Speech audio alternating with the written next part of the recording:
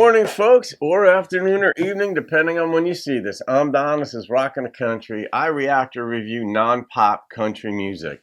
Could be folk, red dirt, western, Texas swing, any of the folk, but non-pop country. And I'm doing a gift. Montauk Ed made a gift to the channel for me. So, Ed, shout out to you. Thank you, my friend. Ed's down in one of the Carolinas, North Carolina to be exact.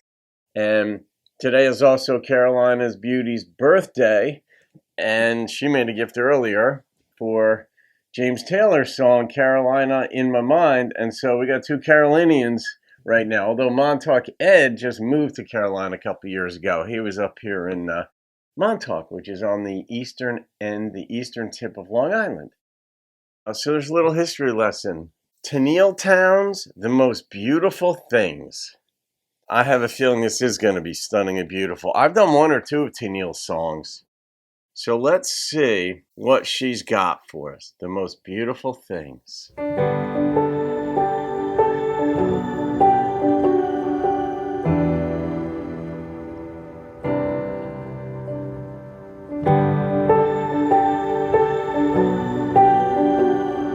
So Leah, I hope this version isn't blocked.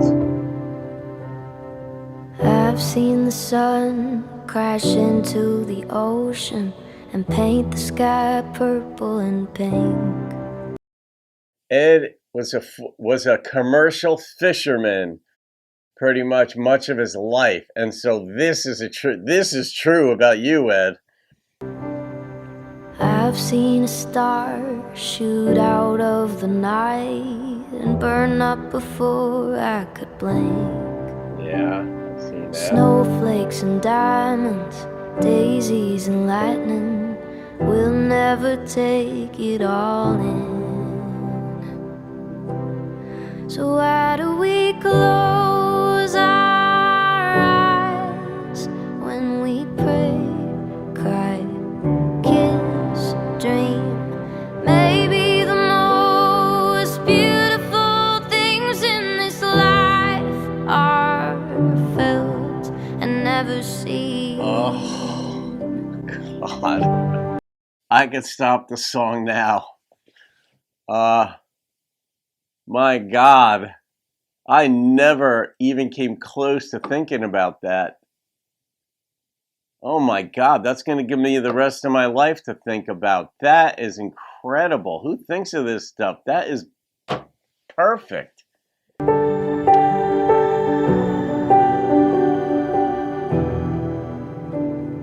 Wow. I've seen a picture of what this world looks like, looking back down from the moon. Satellite photos like brushstrokes and Van Goghs, all shades of God's green and blue.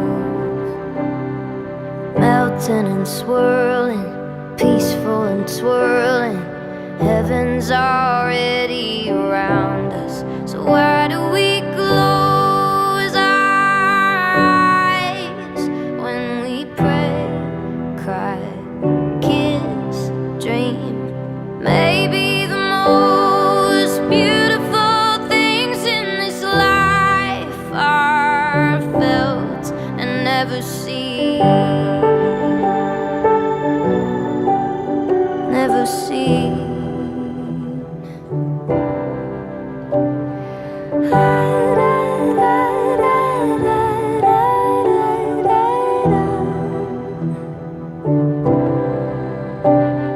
The only way I know any of this might even be true is the love I feel for you.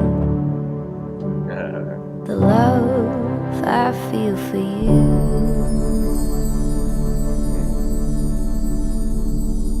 Descartes. Twist on it.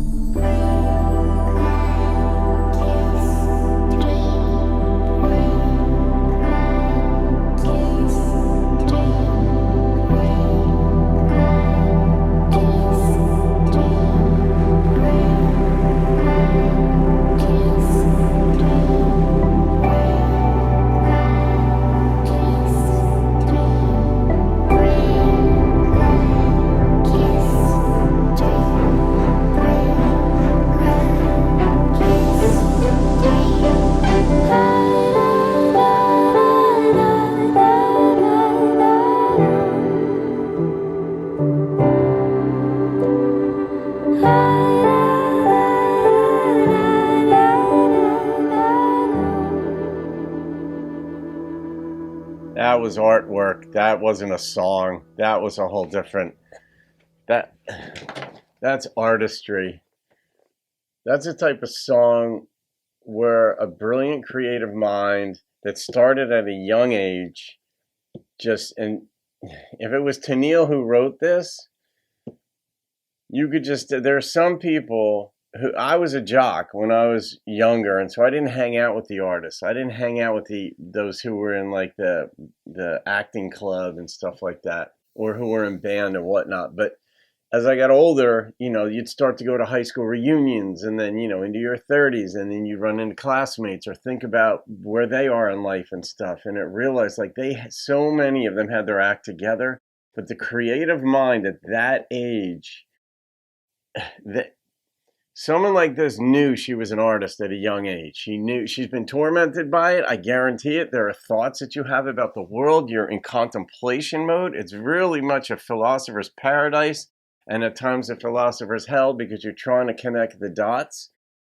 But that's where, of the myriad thoughts, the thousands of thoughts, hundreds of thousands of thoughts that somebody, whoever wrote this song, got, this was the distillation of so much of that thought that seemed fruitless. But why do we close our eyes if there's so much happening around us? But I love the illustrations. The sun going down in the water, a shooting star that was gone in a blink, diamonds and other such things. So if there's so much that we can't take in, why do we ever close our eyes?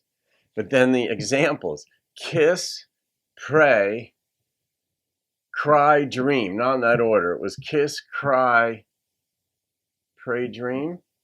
Or was it Chris?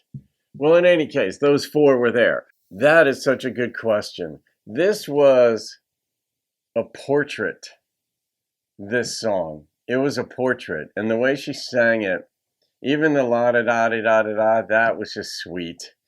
It almost made it like a childhood lullaby. As an adult, sort of almost implanting or instilling the sense that that's what we have when we're kids. Trying to draw upon it anyway later. That maybe we don't change much through life. Yeah, but I know I'm real because I feel. I said the word Descartes in there, the name Descartes, because he was the one who had the expression, I think, therefore I am. And he was the philosopher, existentialism. How do we know anything exists? How do I know I exist? And he said, well, I think, therefore something's doing the thinking, whether there's this evil scientist or happy scientist, whatever. And I'm just a brain in a vat, and all this is sensory perception, and I think I'm actually doing all these things, but it's actually not. He said, regardless of whatever you say, there is something doing the thinking, therefore I must exist. Now, of course, other philosophers and people have come out with counter arguments to that argument, but I mean, that's just the nature of the philosopher's playground. And I know because I kind of live on that playground. But this is one of those things where she said, I know the love I feel for you is real. And so whether her eyes are closed while she's feeling it or whether she's feeling it while she's going on a walk with her eyes open, she's saying, that's real to me. That's it. And I'll close my eyes. I'll keep them open. But it's closing my eyes. That's when we feel the most.